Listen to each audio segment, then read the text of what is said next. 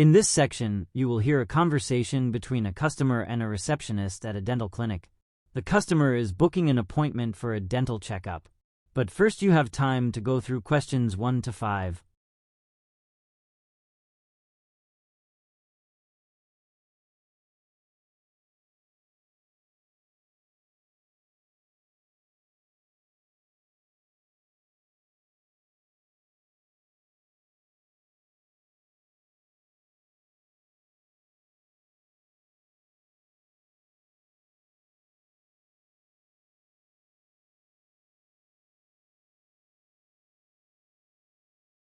Good morning.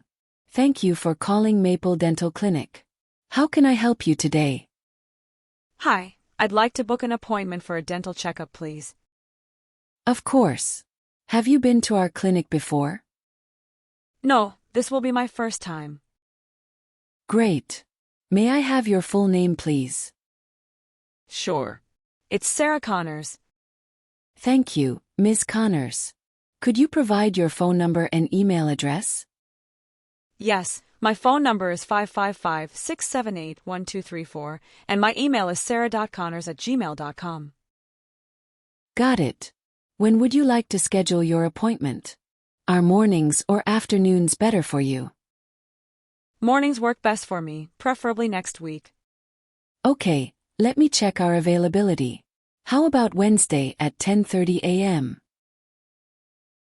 Before you hear the rest of conversation, you have time to go through questions 6 to 10.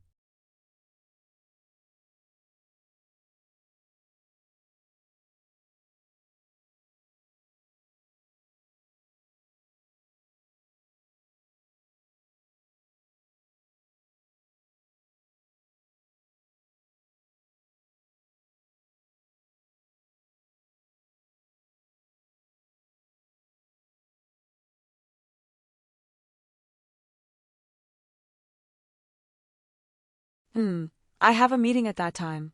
Is there anything earlier? We have an opening on the same day at 9 a.m. That works perfectly. Thank you. Great. I'll book you in for Wednesday, January 10th at 9 a.m. Could you please arrive 15 minutes early to fill out some forms? Sure, no problem. Also, just to let you know, the checkup will cost $100, and if X-rays are required, there's an additional fee of $50. Is that okay? Yes, that's fine. Thank you for letting me know. You're welcome. We'll see you next Wednesday. Have a great day. Thanks, you too. Bye. Section 2. In this section, you will hear a tour guide giving a short talk about the history of a famous museum. You have time to go through questions 1 to 5.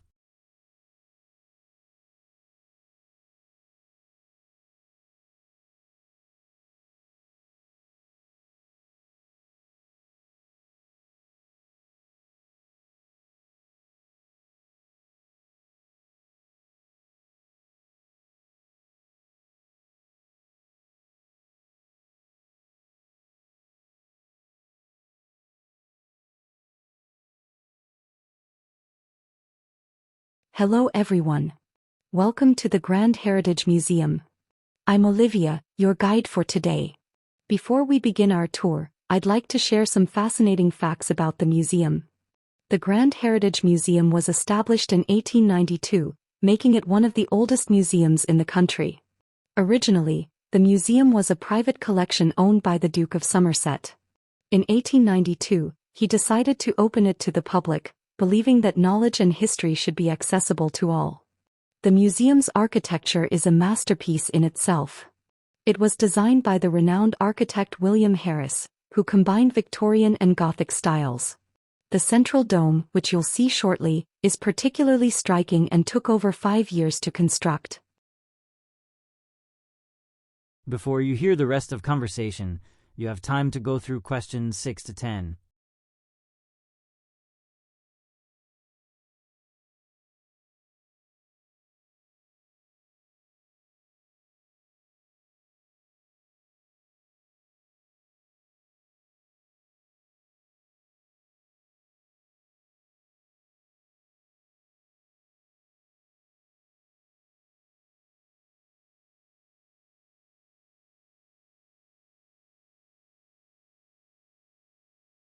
The museum houses over 10,000 artifacts, ranging from ancient Egyptian relics to modern art pieces. Our Egyptian collection is especially famous, featuring the mummy of Queen Hatshepsut, which attracts thousands of visitors every year. We'll start our tour in the Ancient Civilizations Gallery, located on the first floor. Please follow me and feel free to ask any questions along the way. Section 3. In this section, you will hear a discussion between 3 students, Emily, Mark, and Sophie, who are working on a group project about renewable energy sources. You have time to go through questions 1 to 5.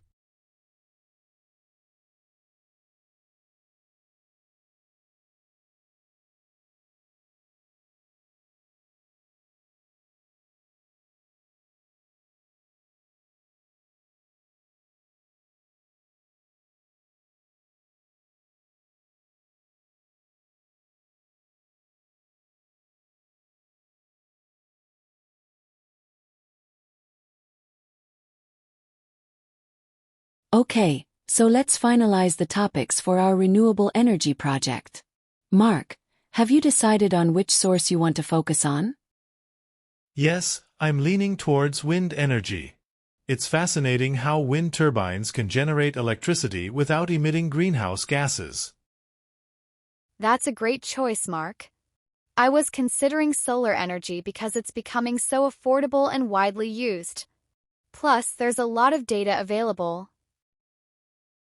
Both wind and solar are excellent options. I'm thinking about covering hydropower. It's a reliable source and already provides a significant portion of the world's electricity.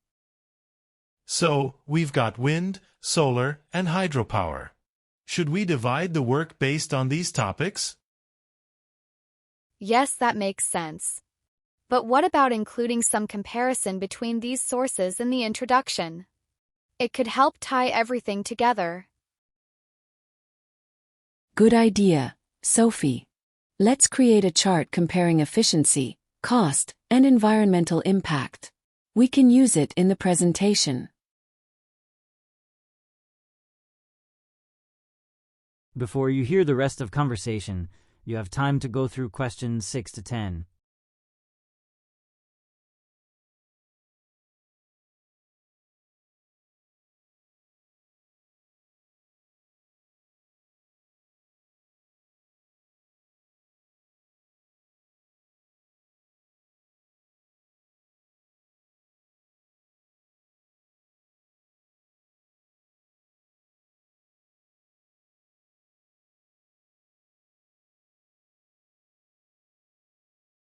By the way, Emily, where should we look for reliable data on hydropower? I found some government reports for solar energy and they seem quite detailed. Good question. I've seen some useful case studies from the International Energy Agency. They have in-depth reports on various renewable energy sources. That sounds great. For wind energy, I'll check databases like Wind Europe. They publish annual reports with the latest statistics. Perfect. We should also meet up to discuss our findings before finalizing the presentation. How about Friday afternoon? That works for me. Let's meet in the library at 3 p.m. Agreed. See you both then.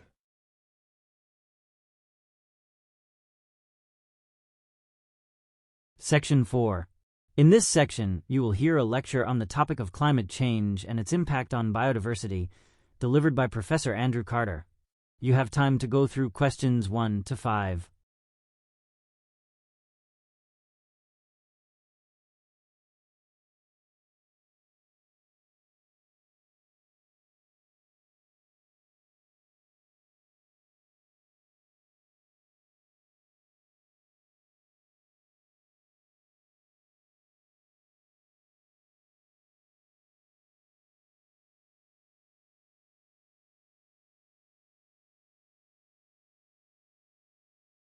Good morning, everyone. Today we'll be discussing how climate change affects biodiversity across the globe.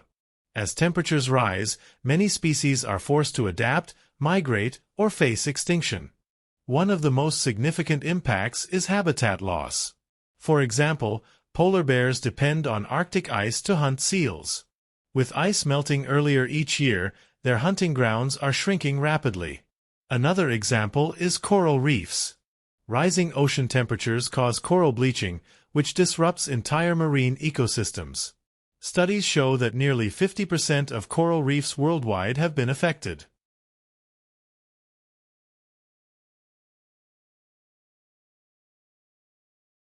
Before you hear the rest of conversation, you have time to go through questions 6 to 10.